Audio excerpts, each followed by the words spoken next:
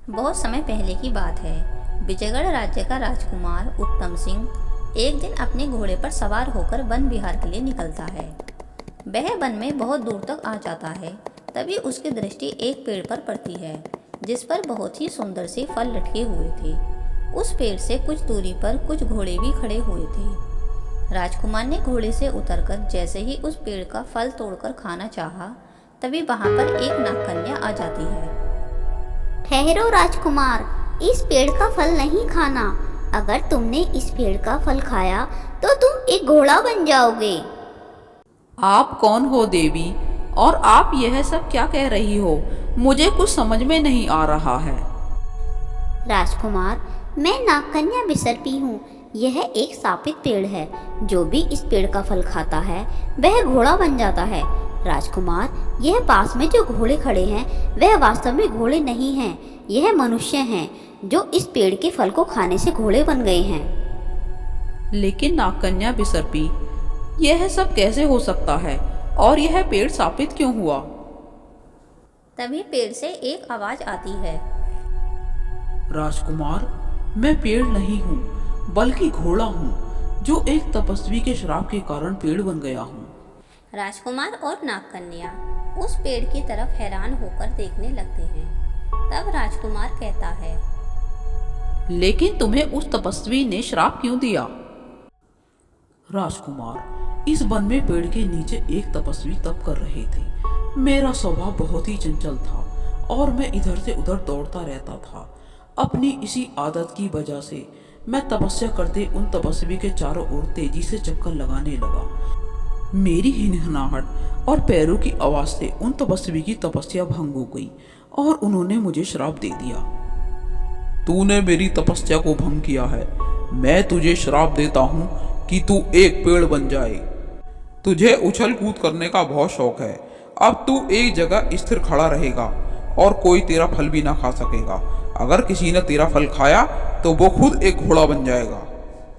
राजकुमार, उन तपस्वी के श्राप से मैं एक ऐसा पेड़ बन गया जिसके फल को कोई खा भी नहीं सकता है। राजकुमार, मेरी वजह से ये बेचारे मनुष्य घोड़े बन गए हैं। इस पहाड़ी के दूसरी तरफ एक जादुई तालाब है। यदि उस तालाब का जल लाकर मुझ पर छिड़क दिया जाए तो मैं शाप मुक्त हो जाऊंगा और फिर से घोड़ा बन जाऊंगा। परंतु इस पहाड़ी को पार करके उस तालाब तक जाना असंभव है, क्योंकि कोई भी इस पहाड़ी को पार नहीं कर सकता है। इस संसार में असंभव कुछ भी नहीं है। मैं तुम्हारे लिए उस तालाब का जल अवश्य लेकर आऊंगा। राजकुमार, तुम मेरी यह मणि ले जाओ। इसकी सहायता से तुम इस पहाड़ी को आसानी से पार कर सकते हो।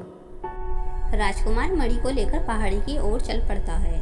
पहाड़ी के पास जाकर वह मणि से कहता है, हे मणि, इस पहाड़ी को पार कराने में मेरी मदद करो।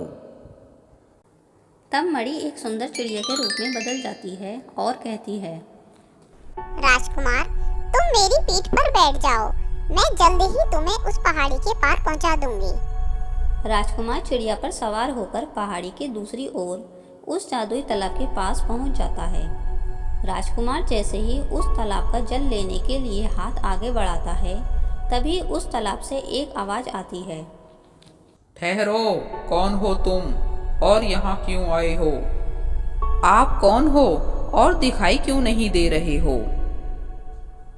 हम इस तालाब के रक्षक देव हैं और इस तालाब के जल की रक्षा करते हैं। अब तुम हमें यह बताओ कि इस तालाब से जल क्यों ले रहे थे?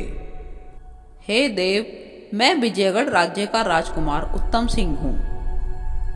फिर उसके बाद राजकुमार रक्षक देव को सारी बात बता देता है।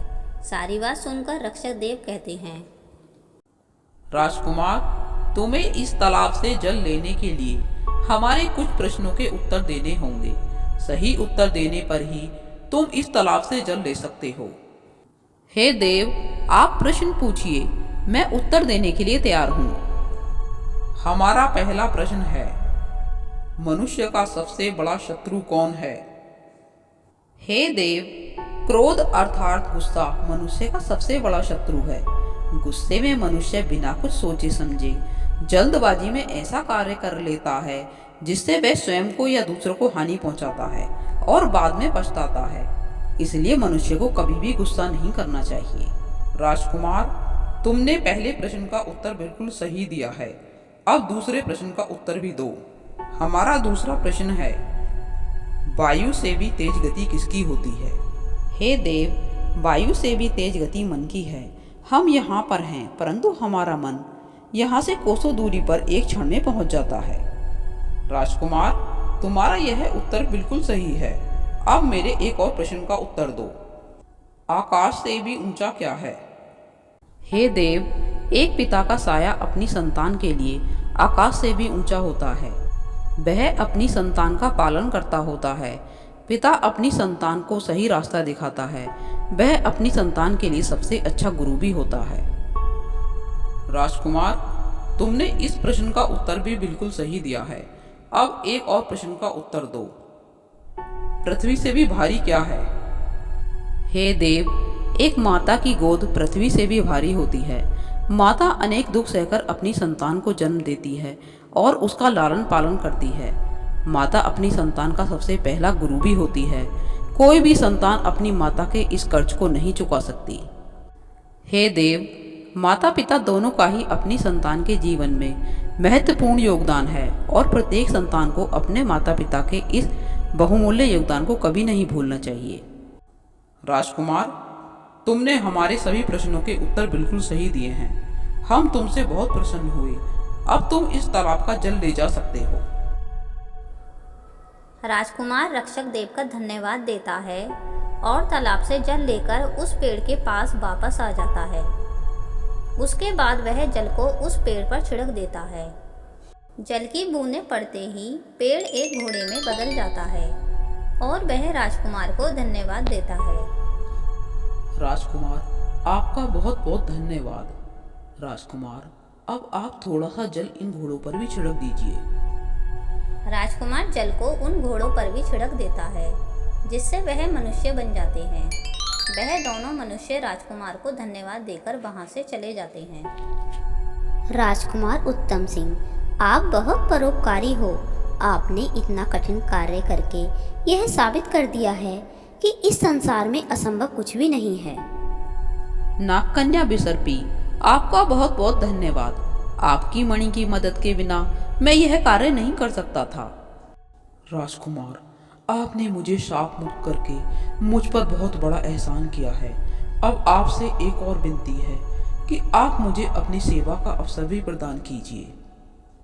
फिर उसके बाद राजकुमार उत्तम सिंह उस घोड़े को लेकर अपने राजमहल की ओर चल पड़ता है।